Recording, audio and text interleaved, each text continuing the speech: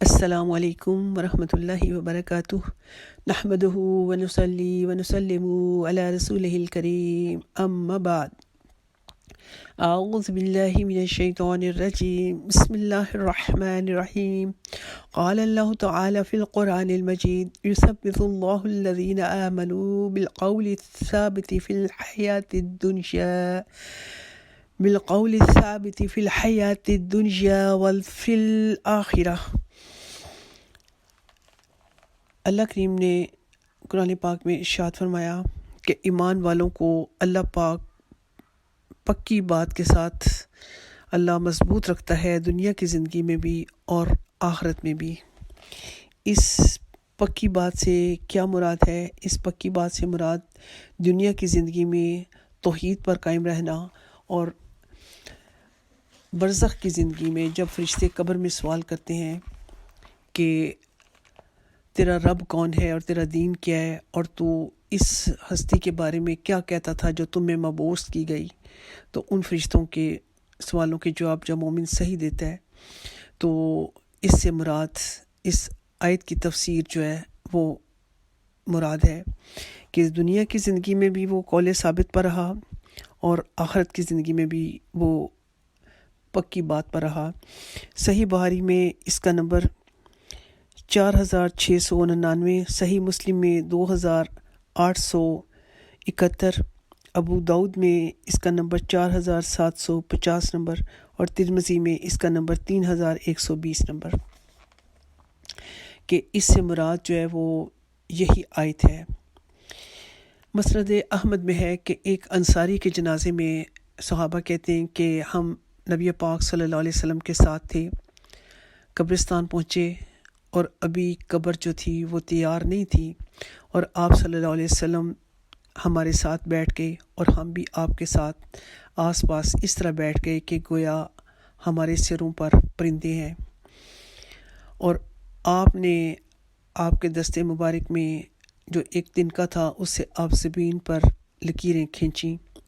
اور پھر آپ نے 3 مرتبہ یہ ارشاد فرمایا کہ عذاب قبر سے پناہ چاہو۔ بندہ جب دنیا کی آخری اور آخرت کی پہلی گھڑی میں ہوتا ہے تو اس کے پاس آسمان سے نورانی چہرے والے فرشتے آتے ہیں، گویا کہ ان کے چہرے سورج جیسے ہیں۔ یہ اس وقت کا حال بیان ہو رہا ہے کہ جب بندے کی دنیا سے جان نکلنے کا وقت ہے اور وہ اس دنیا سے جا رہا ہے، اس کی دنیا کا آخری وقت ہے اور آخرت کا وقت جو ہے وہ شروع ہونے والا ہے۔ اور جب وہ فرشتے آتے ہیں جن کے چہرے نورانی ہوتے ہیں، پاکیزہ لباس والے، تو ان کے ساتھ جنتی کفن اور جنتی خوشبو ہوتی ہے، اور وہ اس بندہ مومن کے پاس جہاں تک اس کی نگاہ کام کرتی ہے وہاں تک بیٹھ جاتے ہیں، یعنی کہ اتنی تعداد میں وہ فرشتے ہوتے ہیں۔ پھر ملک الموت آ کر اس کے سراہانے بیٹھ جاتے ہیں اور فرماتے ہیں کہ اے پاکیزہ روح، اللہ کی مغفرت اور اس کی رضامندی کی طرف چل۔ وہ اس آسانی سے نکل آتی ہے جیسے کسی مشک سے پانی کا قطرہ ٹپک آیا ہو، اور ایک آنکھ جھپکنے کے برابر بھی وہ فرشتے اسے ملک الموت کے ہاتھ میں نہیں رہنے دیتے، فوراً اپنے ہاتھ میں لے لیتے ہیں اور جنتی کفن اور جنتی خوشبو میں رکھ لیتے ہیں، اور خود اس روح میں سے بھی، اس مشک سے بھی زیادہ عمدہ خوشبو نکلتی ہے کہ گویا ایسی عمدہ خوشبو دنیا میں کسی اور جگہ کسی اور چیز کی نہیں۔ لیکن یہ کس چیز کی خوشبو ہے؟ یہ اس کے اندر وہ جو ایمان تھا اس کی خوشبو ہے، وہ جو اس کے نیک اعمال تھے جو اس نے دنیا میں ایمان کی حالت میں وہ کرتا رہا اور ایمان پر اس کا خاتمہ ہوا، یہ ان تمام نیک اعمال کی خوشبو ہوتی ہے۔ اس کے بعد وہ اس کو لے کر آسمانوں کی طرف چڑھتے ہیں، اور فرشتوں کی جس جماعت کے پاس سے گزرتے ہیں وہ پوچھتے ہیں کہ یہ پاک روح کس کی ہے؟ اب یہ جو فرشتے اس کی روح کو لے کر جا رہے ہیں، یہ اس کی دنیا میں جو سب سے اچھا اس کا نام تھا، جس نام سے وہ مشہور تھا، وہ بتاتے ہیں، اور اس کے نام، باپ کا نام بھی بتاتے ہیں۔ تو آپ دیکھیں کہ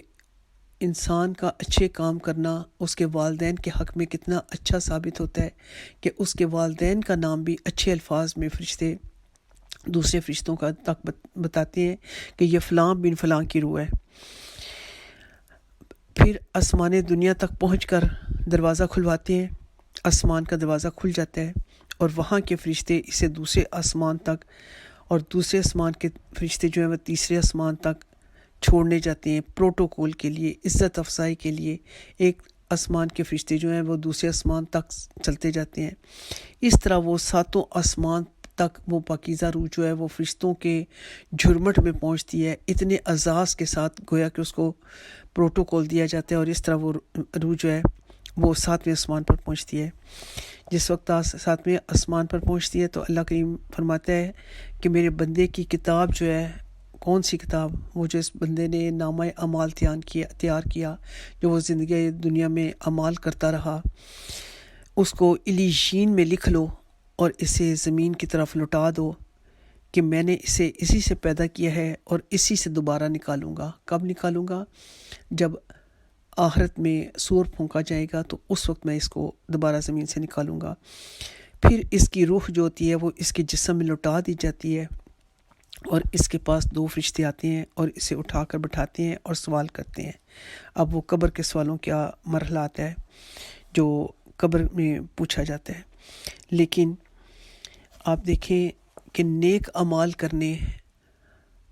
کتنی آسانی کے ساتھ جان کا نکلنے کا سبب بنتے ہیں،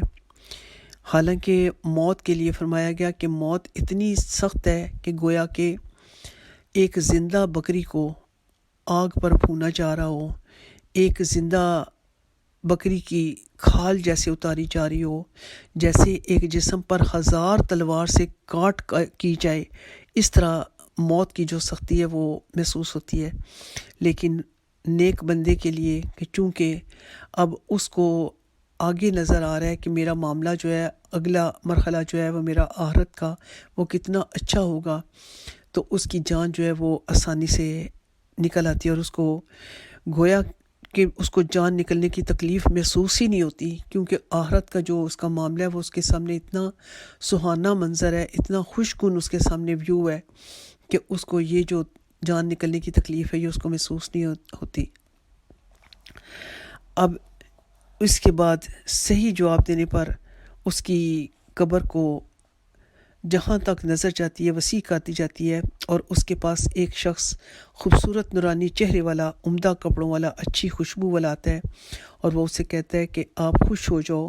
کہ اسی دن کا آپ وعدہ دیے جاتے تھے۔ وہ اس سے پوچھتا ہے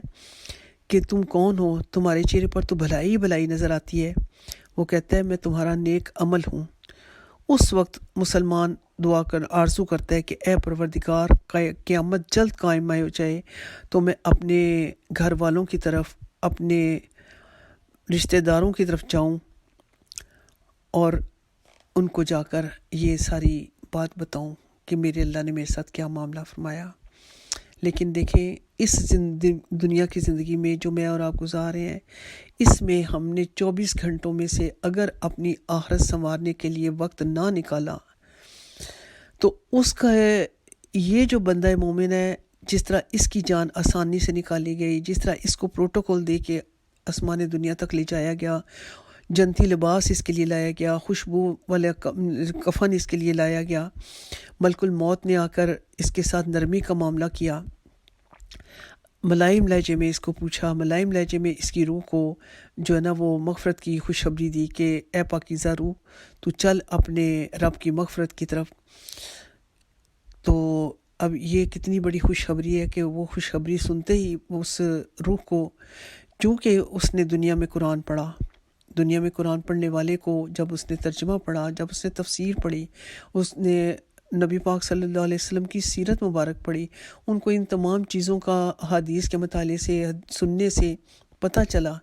کہ بندہ مومن کے ساتھ آخرت کا معاملہ جو ہے نیک اعمال کرنے والے کے ساتھ بڑا آسانی کا ہوگا، اور اس کا آخرت کا جو انجام ہے وہ بہت بھلا ہوگا۔ اللہ کریم اس کے نیک اعمال کا اس کو اپنے فضل کے ساتھ جو اس نے خلوص کے ساتھ کیے ہوں گے بڑھا چڑھا کر اجر دے گا۔ تو کیا مشکل ہے کہ ہم اس دنیا کی زندگی میں 24 گھنٹوں میں سے اپنی آخرت کے لیے وقت نکال لیں، اپنی آخرت کے آرام کے لیے، اپنی جان نکلنے کے وقت کے آرام کے لیے، اپنی قبر کی زندگی کی راحت کے لیے، اپنی اس ابدی زندگی کے لیے کہ جہاں پر جا کر موت نہیں آنی اور ہمیشہ کے لیے زندگی ہے، تو اس زندگی کے لیے، آرام کے لیے آج ہم اپنے وقت کو نکالیں، اپنے رب کے دعوت پر جس وقت کانوں میں یہ ہمیں سنائی دیتی ہے آواز کہ نماز کا وقت ہو گیا، تو ہم اٹھ کھڑے ہوں، دنیا کے کاموں کو ہم ترجیح نہ دیں۔ کسی وقت انسان کو مجبوری ہوتی ہے کہ بندہ نماز تھوڑی وقت لیٹ پہ بھی پڑھ لیتا ہے، کوئی ایسی مجبوری ہے، سویا رہ گیا، بیمار ہے، کوئی کسی ایسی جگہ کام گیا ہوا تھا، اللہ نے اسی وجہ سے نماز کا وقت ہوتے ساتھ نماز کا وقت قضا نہیں کیا، بندے کو مہلت دی ہے کہ بندہ اپنے دنیاوی کاموں سے فراغت لے لے اور اس کے بعد نماز کی طرف بے شک آئے۔ لیکن مستحب ہے کہ اگر ہم اول وقت میں نماز پڑھ لیتے ہیں۔ اس کے بعد یہ تو تھی اس بندے کی زندگی، بندہ مومن کی، اور جس کے لیے آخرت میں دائمی نعمتوں والی جنت میں داخلے کا اللہ کریم نے وعدہ فرمایا۔ اللہ مجھے اور آپ کو، نبی پاک صلی اللہ علیہ وسلم کی ساری امت کو توفیق عطا فرمائے، ہم ان باتوں کو سمجھیں، صرف کانوں سے نہ سنیں، دل کے کانوں سے سنیں اور سمجھیں، اپنے دماغ میں بٹھائیں، اور پھر اپنے آپ کو اس چیز پر موٹیویٹ کریں کہ کچھ بھی ہو جائے ہم نے نماز قضا نہیں کرنی، کچھ بھی ہو جائے ہم نے چاہے تھوڑا ہی پڑھیں لیکن ہم نے اللہ کا قرآن پڑھنا ہے، اللہ کا قرآن تجوید کے ساتھ سیکھنا ہے، اللہ کے قرآن کا ہم نے ترجمہ پڑھنا ہے، تفسیر پڑھنی ہے، چاہے ہم تھوڑا ہی کیوں نہ پڑھیں لیکن ہم نے اس کی طرف توجہ دینی ہے، کیونکہ یہ قرآن یا بندے کے حق میں شفاعت کرے گا یا بندے کے خلاف گواہی دے گا قیامت کے روز۔ تو اللہ ہمیں ان لوگوں میں شامل فرمائے کہ جن کے لیے قرآن سفارش کرے کہ اللہ یہ جانتا تھا میں تیرا کلام ہوں، اور یہ مجھے پڑھتا تھا اور میرا حق ادا کرتا تھا۔ اب وہ بندہ جس نے دنیا کی زندگی میں آخرت کو مد نظر نہیں رکھا، اس کا معاملہ کیا ہوگا کہ اس کے پاس جب اس کی دنیا سے آخری گھڑی اور آخرت کی پہلی گھڑی آتی ہے، یعنی کہ اس کی جان نکلنے کا وقت آتا ہے، اب اس کے پاس سیاہ چہرے کے ایسے فرشتے آتے ہیں کہ جن کے ساتھ جہنمی ٹاٹ ہوتا ہے، اور جہاں تک نگاہ پہنچے وہاں تک وہ بیٹھ جاتے ہیں، اور ان کے چہرے سے ملائمت نہیں جھلک رہی ہوتی، ان کے چہرے پر سختی ہوتی ہے۔ اب وہ آ کر بیٹھ جاتے ہیں، اور پھر ملک الموت آ کر اس کے سامنے بیٹھ جاتے ہیں، اور آ کر اس سے سختی سے جھڑک کر کلام کرتے ہیں کہ اے خبیث روح، اللہ کے غضب کی طرف، اللہ کے غصے کی طرف چل۔ اب اس کی روح جسم میں چھپتی پھرتی ہے کہ باہر نہیں نکلنا چاہتی، اس کو پتہ ہے کہ اب میرے ساتھ کیا معاملہ ہوگا۔ اب اس روح کو بہت سختی کے ساتھ نکالا جاتا ہے، جگہ جگہ روک روک کر فرشتے اس کی جان روح کو نکالتے ہیں، کہ جیسے کہ قرآن پاک کی ایک دوسری آیت میں ثابت ہے کہ فرشتے اس وقت ان کے منہوں پر اور ان کی پیٹھوں پر مارتے ہیں اور کہتے ہیں آج اپنی جانوں کو خود نکالو۔ یہ کتنا اذیت ناک معاملہ ہے، کس کے لیے؟ جس نے اللہ کی نہیں مانی، جس نے اللہ کے احکام کی نہیں مانی، جس نے اللہ کے احکام کی پرواہ نہیں کی، دنیا کی زندگی کو ترجیح دیے رکھی، دنیا کی زندگی کو سنوارنے میں لگا رہا، اپنی آخرت کی فکر نہیں کی۔ اب اس کی روح کو جس وقت بغیر تکلیف کے ساتھ نکالا جاتا ہے، اور فرشتے اس کی روح کو بھی ملک الموت کے پاس ایک آنکھ جھپکنے کے برابر نہیں رہنے دیتے، اسے اپنے ہاتھ میں لیتے ہیں جو فرشتے ان ملک الموت کے ساتھ آئے ہوتے ہیں، اور اس کو جہنم کے بورے میں لپیٹتے ہیں۔ جو مومن کی روح تھی، نیک بندے کی روح تھی، اس کو انہوں نے جنتی کفن میں اور جنتی خوشبو میں لپیٹا۔ اس بندے کی روح کو جو خبیث تھا، جو برے کام کرتا رہا، جو فاسق فاجر تھا، جو مجرم تھا، جو اللہ کے احکام کی پرواہ نہیں کرتا تھا، اس کو اس بوریے میں لپیٹا، اور جو جہنمی تھا، جہنم سے لایا ہوا تھا، اور اس میں سے ایسی بدبو نکلتی ہے کہ پوری زمین پر اس سے زیادہ بدبو نہیں ہوتی۔ اب یہ اسے لے کر اوپر چڑھتے ہیں، فرشتوں کی جس جماعت کے پاس سے گزرتے ہیں، وہ پوچھتے ہیں یہ خبیث روح کس کی ہے؟ وہ اس کا بدترین نام جو دنیا میں تھا بتاتے ہیں، اور اس کے باپ کا نام بھی بتاتے ہیں، یعنی کہ اگر انسان نیک نہیں ہوتا تو اس کے ماں باپ کا نام جو ہے وہ بھی آخرت میں اس طور پہ لیا جاتا ہے کہ کوئی اچھے لفظوں میں ان کی ذکر نہیں ہوتا۔ اب آسمان دنیا تک پہنچ کر فرشتے دروازہ کھلوانا چاہتے ہیں، لیکن دروازہ کھولا نہیں جاتا۔ نبی پاک صلی اللہ علیہ وسلم نے آیت تلاوت فرمائی، لا تفتح لهم ابواب السماء، کہ ان کے لیے آسمان کے دروازے نہ کھلیں، نہ وہ جنت میں جا سکیں۔ پوری آیت کا ترجمہ ہے کہ یہاں تک کہ سوئی کے ناکے میں سے اونٹ گزر جائے۔ پھر اللہ کریم فرماتا ہے جس وقت اس کی روح کو اوپر لے جایا جاتا ہے، اللہ کریم فرماتا ہے کہ اس کی کتاب کو یعنی کہ اس کے اعمال نامے کو سجین میں لکھ لو جو سب سے نیچے کی زمین ہے، پس اس کی روح وہیں سے پھینک دی جاتی ہے۔ بندہ مومن کی روح کو جس پروٹوکول کے ساتھ لے کر گئے تھے اسی طرح پروٹوکول کے ساتھ واپس لایا جاتا ہے، اس کو لا کر قبر میں رکھا جاتا ہے آرام سے۔ خبیث روح کو وہیں سے آسمانوں سے پھینک دیا جاتا ہے۔ قرآن پاک کی آیت ہے وَمَن يُشْرِكْ بِاللَّهِ فَكَأَنَّمَا خَرَّ مِنَ السَّمَاءِ، یعنی اللہ کے ساتھ جو شرک کرے گویا کہ وہ آسمان سے گر پڑا۔ اب یا تو اسے پرندے اچک لے جائیں گے یا آندھی کسی دور کے گھڑے میں پھینک دے گی، پھر اس کی روح اس کے جسم میں لٹائی جاتی ہے اور اس کے پاس بھی 2 فرشتے پہنچتے ہیں جو اسے اٹھاتے ہیں، بٹھاتے ہیں، پوچھتے ہیں تیرا رب کون ہے؟ وہ کہتا ہے ہائے ہائے مجھے نہیں بھلا۔